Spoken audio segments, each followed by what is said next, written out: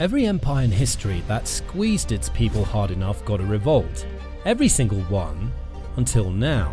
Half the country is furious about the cost of living.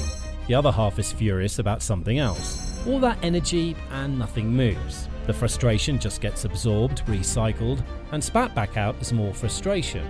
There's a number that measures how evenly or unevenly wealth is distributed across a society. 0 means perfect equality. 1 means one person has everything.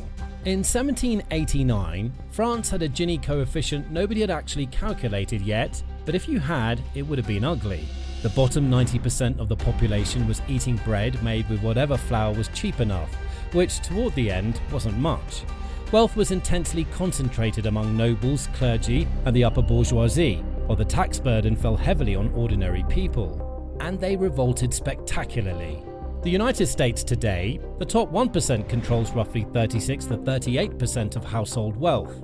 No, the comparison with pre-revolutionary France is not clean. Historians argue over the exact numbers, different societies, different tax systems, different economies, but the moral pattern is familiar. Extreme concentration at the top, pressure everywhere else. And the dark part? In 1789, inequality gave people a palace to march toward. Today, there is no Versailles, no single gate, no king, no obvious target, just mortgages, hospital bills, zoning laws, algorithms, interest rates, debt. For the bottom half, real wage growth has been painfully weak compared with the rise in housing, healthcare, education, and asset prices. In the meantime, the cost of staying alive has gone vertical. And yet, nothing. Not even close to nothing. People are frustrated, angry even, but the kind of organised, directional, we have a specific problem and a specific target energy that actually changes systems, nowhere to be found. Why? Because between 1789 and today, an engine was built, 5 cylinders running together. This is how it works. In 1848, the year Europe exploded with simultaneous revolutions across France, Germany, Italy, Hungary, and a dozen others, the causes were many: nationalism, liberal politics, class conflict. But one of the great accelerants was physical desperation. Harvest failure, food price spikes, and hunger. People were hungry, genuinely, dangerously hungry. My life right now is unacceptable. The risk of revolt is high, but the risk of doing nothing is certain death. So you go. Now ask yourself when you last experienced genuine physical desperation. Not financial stress, not anxiety about your credit score or whether you'll afford your next car. Real animal, this might kill me desperation. For most people watching this, never. This is the comfort circuit. It's about keeping you just comfortable enough.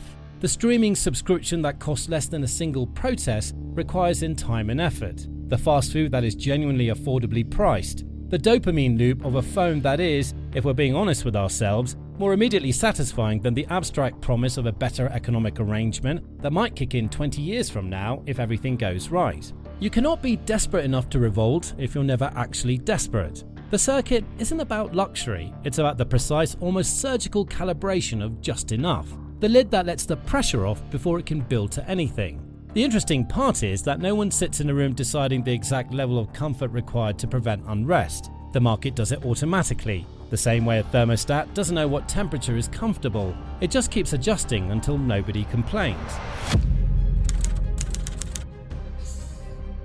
In 1930, the modern debt machine barely existed. Credit cards didn't exist. Consumer credit was smaller, stricter, and far less normalized. If you lost your job, it was terrible, but the clock wasn't running on 90-day notices. You had time to think, you had options. Today, including mortgages, the average American consumer carries more than $100,000 in debt. That's the average, not the outlier. Which means that right now, while you're watching this, most people's relationship to radical disruption of any kind, including the kind that might actually fix some things, is filtered through one very specific question. Can I still make my payments if this goes sideways? The answer is almost always no. The brilliance of the debt tether is that it punishes dissent directly. It doesn't need to. It doesn't require a secret memo, a government program, a committee somewhere deciding things. All it needs is what already exists. A 30-year mortgage on a house that costs 3 times what it cost your parents. A car payment. Student loans that claim the first decade of your earning life. A credit card balance that grows faster than you can knock it down because the interest rate is set, deliberately or not, just above the rate of ordinary human cash flow. The tether doesn't chain you to a wall, it chains you to your own monthly calculation. Every 30 days you do the maths, and the maths says the same thing. I cannot afford the risk, not with this much riding on staying employed, on staying in line, on not making anyone nervous about my reliability. Freedom requires optionality. Optionality requires slack. The debt tether is a systematic, legal, normalized removal of that slack, sold to you as the opposite of what it is, sold to you as ownership, as getting ahead, as responsibility. Pick the thing that made you most financially angry in the last 5 years. Maybe it's housing prices, maybe it's healthcare, maybe it's the interest on your student loan, or the way grocery bills went up 30% while the companies selling you the groceries posted record profits and bought back their own stock. Now, try to name the target. Not a vague villain, a specific, actionable 5 words on a signed target. The person or institution you can march toward and make a specific demand of. You can feel the frustration, but the moment you try to pin it down, it dissolves into a fog of Federal Reserve policy and lobbying pipelines, zoning laws and hospital billing codes, corporate earning calls and trade agreements, and acronyms that each contain other acronyms. In 1789, the target was obvious. There was literally a palace, a road led to it, a king lived inside. The line between their extravagance and your hunger was one gate and one face. You knew exactly what you wanted, you knew exactly where to go. The complexity shield works by distributing the thing you're angry about across so many layers and so many partially responsible institutions that by the time your anger has located anything specific enough to demand something of, you've run out of time, or energy, or both, and gone back to your life. Was your rent increased because of a hedge fund's algorithm, a local zoning board that hasn't rezoned in 30 years, a Federal Reserve rate decision, an Airbnb dynamic in your neighborhood, a lumber supply problem that traces back to a softwood lumber dispute with Canada, that traces back to a trade agreement, that traces back to a lobby, that traces back to all of it, none of it, the answer that saves no one and satisfies nothing. The shield isn't a conspiracy, it's a natural property of systems that have grown complex enough that accountability becomes genuinely, practically impossible to locate. And no one needed to design it, it designed itself. Now this one is the cruelest of the 5, because it requires your genuine, enthusiastic, completely voluntary participation. In the late 1800s, Andrew Carnegie, whose company cut wages and crushed the Homestead strike while Carnegie publicly preached the moral duties of wealth, wrote an essay called The Gospel of Wealth. The central argument was roughly this: wealth flows to those with superior ability and discipline. The rich are rich because they deserve it. And if you apply yourself hard enough with the right attitude, you can join them. A convenient argument for Carnegie to make, but here's what's strange about it. It was believed, deeply, sincerely believed by enormous numbers of the very workers he was suppressing. The idea that the system is fundamentally fair, that your position within it reflects your effort and your talent, that the correct response to an unfair outcome is to improve your own performance, not question the structure. The idea is not imposed from the outside, it's absorbed through school systems and self-help books, and every story we tell about success that focuses exclusively on the individual and never on the conditions around them. And once you believe that, revolting against the system becomes psychologically almost impossible. Because if the economy is a meritocracy, your frustration with it is really just frustration with yourself. Your debt reflects choices you made. Your rent is the rent of someone who should have bought sooner, or moved to a cheaper city, or chosen a more practical degree. The trap doesn't stop you from playing the game. It gets you so invested in the idea that you can win it, that you cannot stop playing long enough to ask whether the rules are worth playing by at all. If you're 2 promotions away from financial stability, you're not going to blow that up. You're going to get the promotions, and the engine runs exactly as designed. In the 1930s, when American workers were organizing at rates never seen before or since, the thing that made it possible wasn't passion. Plenty of people across plenty of eras have had passion. What made it possible was physical proximity. Factories put thousands of people with identical grievances, identical employers, and identical working conditions in the same building every day for 8 to 12 hours. You knew the person next to you had the same problem as you. You could see it in their face. You could compare notes at lunch.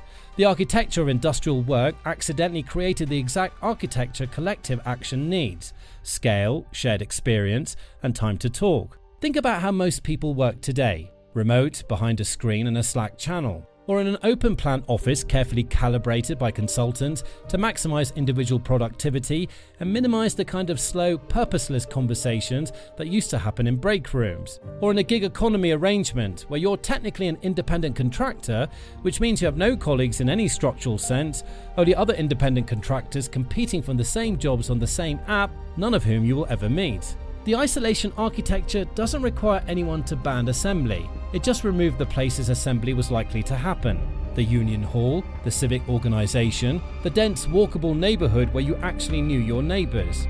These have been hollowing out for 40 years, and the thing offered as a replacement, social media, group chats, outrage that goes viral, is very good at making you feel connected to a cause while providing no mechanism whatsoever for coordinating action on it. You are alone, or made to feel alone, inside your particular arrangement of financial stress and systemic frustration. You do not know that the person in the apartment above you has the same calculation running. There is no structure available to help you find out.